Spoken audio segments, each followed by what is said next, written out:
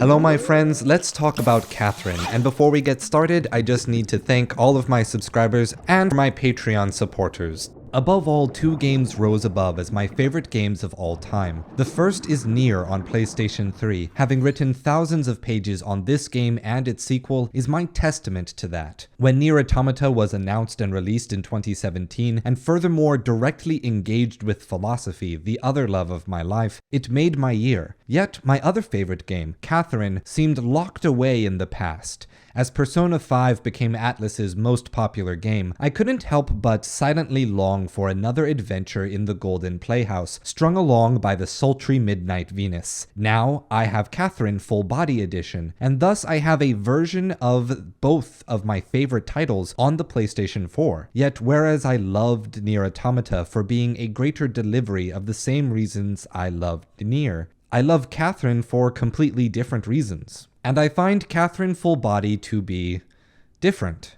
Catherine is probably the first truly adult game I ever played, not from the violence like most games, which is rather over the top and cartoonish. It is because despite some cartoonish overreactions, Catherine is all too real. When people ask me about what games I like, I am often tempted to immediately say Catherine, just because I know that they haven't heard about it. I know they're going to ask me to elaborate, giving me another opportunity to sucker punch them with my favorite sentence. Catherine is a psychosexual horror puzzle game which makes you define what you want in a relationship. Most people get scared away by the premise alone, but for a select few, it has plunged people into the best gaming experience of their life. If that sentence inspires you, I implore you to disengage and go buy the original Catherine by any means you have. No story spoilers, but mechanical spoilers abound in this episode. Catherine, through dialogue, asks you many questions about your views on men and women, relationships, and whether those views are right or wrong. By and large, the game does not preach at you. In lieu of preaching, in lieu of right or wrong, Catherine simply has consequences. Without telling you what either option means, many answers will move a meter either toward the red with a devil cherub, or toward the blue with an angel cherub. These options quickly come to represent either Catherine with a K or Catherine with a C, but the game quickly gives you plenty of reasons to be both endeared to and fearful of both women. Your answers to those questions also have an impact on characters in the game. Often, how you respond to their worries, ideas, and relationship struggles affect their morale, and in turn can result in their untimely demise or their hard-fought survival. Characters you like can be saved. Characters you hate can be killed off. Save everyone or no one. But most significant is the consequence of the confessional. At the end of every level, we reach a platform for a brief reprieve, and just before we move on, we must answer the questions of some sadistic trickster. While these answers do affect the meter, the true consequence is being made to see how other people answered the same question. The first answer given by any player profile is recorded and added to the sample size of other players. This graph is presented alongside two other pie charts, the result of a survey connected to the same questions, split into the results of people who identify as men and people who identify as women. I have seen these questions in particular rack a person's conscience, players spending as much as 30 minutes deliberating their reply or going into a fit of justification when the choices moves the meter differently than expected. Men and women frequently conform where you expect them to differ, both sexes answering in the opposite of what you expect, and most surprisingly, when people playing the game, on average, answer the opposite to the general public, demonstrating that the game is having a profound effect on how the players think. The presentation leads anyone to see that differing beliefs about relationships almost never fall along gender lines, and that trying to predict people in this way is a practice of futility. But the affect on the players of this game is much greater than some compulsive discernment. Catherine is the game that taught me to feel something I never experienced before: anxiety. This is not to say I never experienced worry, apprehension, embarrassment, or any other muted, low-level feeling of anxiety. I generally succeeded at most things I put my mind to and overcame worries with work ethic, personality traits given to me by my parents pushing me to take on challenges that everyone, even the schools, thought I wasn't prepared for. This anxiety was different though. Crippling, paralytic, obsessive. When my mind wandered, I would start to hear the heavy, incessant church bell of Catherine's nightmare. When I would lay down to sleep, the moving of boxes would play in chaotic sequence before my eyes. I couldn't escape until the game was finished. Whenever I loaded the game, Vincent's echoing yell of the titular name rung in my soul. I can still conjure the sound years later. I've yet to have a true blue panic attack in my life, and I hope I never do. Since that original playthrough, adult life has taught me a number of different profound worries. However, thanks to my experience with Catherine, I have a means to empathize with those that suffer with that real affliction, and the ability to manage my own troubles before they reach such extents. Catherine is just one example of how games, as an art medium, can overcome a long-standing problem in philosophy, the untranslatability problem of epistemology. Now that is a very lengthy name for an idea that most people are intimately familiar with. Epistemology is the subfield of philosophy that studies the concept of knowledge, how we know something, how do we know that we know. Hey, where'd you go? Snap out of it! Were you even listening? How can we teach what we know to others, and how can we confirm that others understand the idea that we wish to communicate? The untranslatability problem occurs when we realize that we ultimately fail to communicate a subjective experience. For example, I know what it feels like to feel happy, but I cannot confirm that when you are happy, you are feeling the same feeling. It becomes a matter of faith that we people, as the same species, feel the same way. When we see knowledge as an experience, just as experiencing an emotion is equivalent to knowing that emotion, we fear that knowledge itself cannot be truly shared or confirmed. The typical solution to the problem is to rely on material fact, empiricism, and the scientific method, or rationality, Euclidean proofs, and logical form, to give stability to an idea, to give people something to reproduce. We solve the untranslatability problem by isolating the concept of truth or ideas to be external to a person's knowing of the idea. Yet that method abandons any hope of communicating that subjective experience. It forgoes an embodied knowledge. It could be argued that all art is an attempt by one to communicate an experience, a feeling to another. However, whether it is written word, a stage play, movie, radio, or television, nearly all traditional media shares the same limitation of speech. That is, they are a one-directional communication toward the audience. Games, as interactive media, necessitating that play to exist, demanding that the player is acting to bring the art into being, is the one artistic medium that, by its nature, is primed to overcome the untranslatability problem of epistemology. Now, I am not saying every game will or is meant to achieve this particular goal. A game that pursues this, however, is empowered to not simply impart its message, but to create the circumstances by which the player creates the experience of the message through their own actions. That character did it becomes I am that character and I did it. The idea that knowledge can be an experience is in no way new. The knowledge of experience is the driving force behind the trade guilds of old, the professional sector of today. Buddhism's scholarly attention has always had a robust focus of writing and debate with scholars of other religions, philosophical schools, and other Buddhist scholars, but its primed focus is praxis. Actions meant to reach for the teachings, but the teachings themselves are meant to give way, to be made obsolete by the practice. For video games, games in general, the art is the player's praxis, whereas the original Catherine taught me what it means to feel anxiety.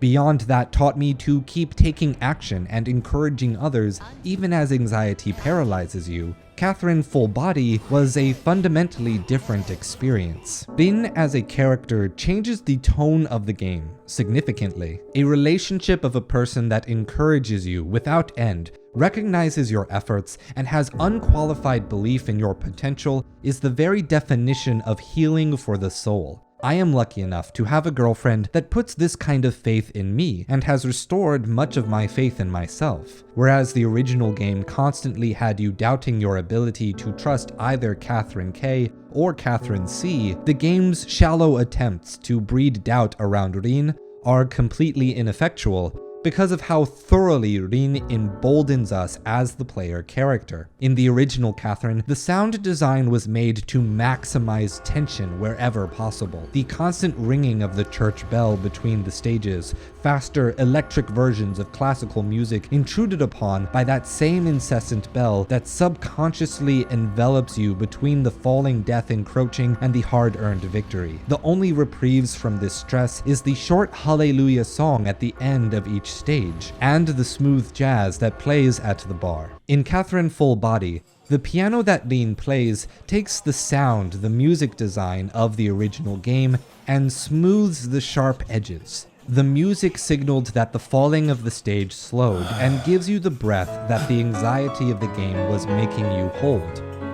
These and other changes essentially takes the anxiety-inducing horror of the original Catherine and transforms it into an iyashike. Iyashike being the Japanese culture-defined genre of healing medium, characterized by smooth sounds with light accents in music, stories with low frequency of dramatic peaks and troughs, all designed to keep the audience at a maintained level of mild and relaxed happiness. No excitement, no hype, no worries or suspense, just a pleasant and sustained feeling to reduce stress. Examples of this thematic goal can be found in the musical genres of lo-fi hip-hop and the fast-growing genre of yacht rock. The original design of Catherine was stress that was meant to end in catharsis, while Catherine Full Body is more of a therapy for those who experienced the mild trauma of the original game. I loved having the ability to relive one of my favorite games in such a new way, but ultimately this video is titled The Philosophy of Catherine, so I would be remiss not to include an analysis of the game's themes rather than haphazardly splitting this into multiple videos, as I have done in the past when wanting to prioritize my own emotional engagement with a piece before presenting the game as philosophical argument. Mild spoiler warnings from here on. Catherine is a rare gem for my purposes because once you complete the game, our alluring framing device known as the Midnight Venus directly explains to you the two main paths that Vincent, the main character, is pulled between, answering the many questions and challenges that face you in the nightmare, and your actions in the bar will put Vincent closer to either order or chaos. Order is defined as wanting a quiet, peaceful life filled with stability and security. Chaos is defined by wanting an exciting life filled with pleasure and debauchery. There are a few nuances to this, given that the Full Body edition raises the total number of possible endings to 13, some of which expand upon the nature of other ends of the spectrum. This dynamic presents a classic conflict in philosophy, the struggle between physis and nomos, the conflict of nature versus society and culture, nurture, or whatever term you prefer. Physis draws one toward hedonism, following a life led by biology and desire. Nomos draws one toward duty, following a life led by the greater good, goals, and responsibility. But beyond the two extremes, the game presents a third option, denoted as the true freedom ending. These endings are hinted at throughout the game by posters hanging in Vincent's apartment and the rumors and hearsay that spread around the bar and the nightmare. Vincent's unspoken dream to travel to space reflects his heart's longing to be truly unbound, letting neither the dictates of society nor the chains of desire steer his life in any particular direction, instead leaving life in the hands of fate. In the true freedom endings, Vincent asserts that neither physis nor nomos should be the sole consideration that determines who a person is, nor determines the value of their life. These three endings represent three distinct answers to the core argument presented by the antagonist, the true cause of the nightmares. I have elected for not revealing who the true antagonist is, as it is a core aspect of the game's central narrative. You know it. Catherine is the kind of game where much is to be gained by playing, even if you go in with foreknowledge of the game's themes. To paraphrase the musings of a certain someone, the reason why some men are sentenced to death in the nightmare is because, for whatever reason, they have failed to produce offspring, and thus failed to meet some biological and social mandate to have children. Those who fail to reproduce but maintain a relationship are culled from the herd to free up women to find a partner more actively looking to make babies. Now, this may seem like a silly position to support, as it rings of archaic religiosity, especially if you hold that meme-worthy edgelord quote of "the world is overpopulated" in your wallet for choice social gatherings. I personally find such an argument to be based in overgeneralized scientific principle, significant leaps in logic, and an unwillingness to see solutions in the forms of fixing how populations congregate and how resources are produced and distributed. But putting my soapbox aside, Western society often still maintains homosexist and transsexist bigotry based on religious tenets that mandate marriage and reproduction, while Japanese society attempts to establish these reproductive ethics through social guilt, given that decades of unregulated capitalist work culture has resulted in a shrinking and aging population, one that is unsupported by the overworked and overstressed young adult population. Whether based in biological, social, or religious mandate, a reproduction ethics is still alive and well in modern societies. Yet none of the endings we pursue as Vincent leads us to agreeing with these baby-making burdens. When we seek a life with Catherine K, we devote ourselves to duty and responsibility, specifically to Catherine, rejecting the idea that our marriage has to be defined by society's expectations of when and how to live a wedded life. When we seek a life with Catherine C, we end up cautiously pursuing a way to figure out how to make a sexually open relationship work, one day at a time, albeit in a way that unrealistically escalates into pure sexual deviancy just because it's more fun that way. And of course, the true freedom ending naturally rejects any sort of external qualifiers on how a person should live their life or who a person should love.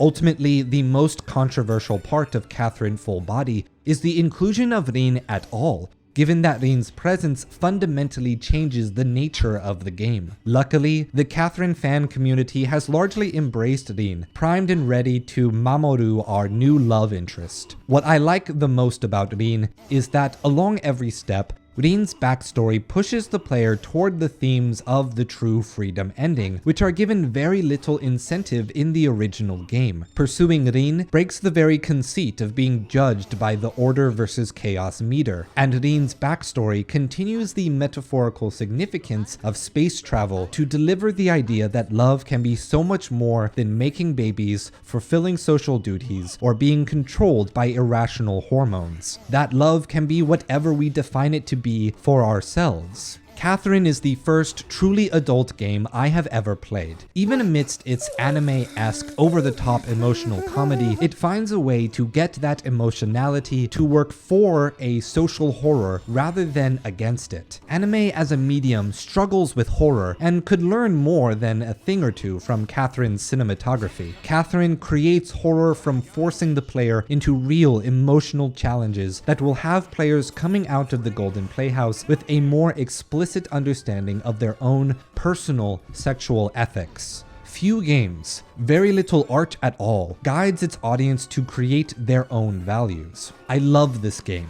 My life has clearly been improved by the experience it gave me, and I implore you, if anything in this video interested or intrigued you, and you haven't yet played the game, please pick up a copy of Catherine Full Body for yourself. P.S. Fun alcohol trivia every night now featuring wine. Thank you for watching, my friends. If you enjoyed this video, please by all means hit that subscription bell so that you don't miss any videos in the future just like this one. Also hit the like button and share the video with your friends that you think would enjoy it. Those methods are the single best way the channel has of reaching people who might be interested and helping our community to grow. And if you have anything to add or any questions for me, feel free to put them in the comments below. I'm always reading them. Thank you again for watching, and as always, stay true.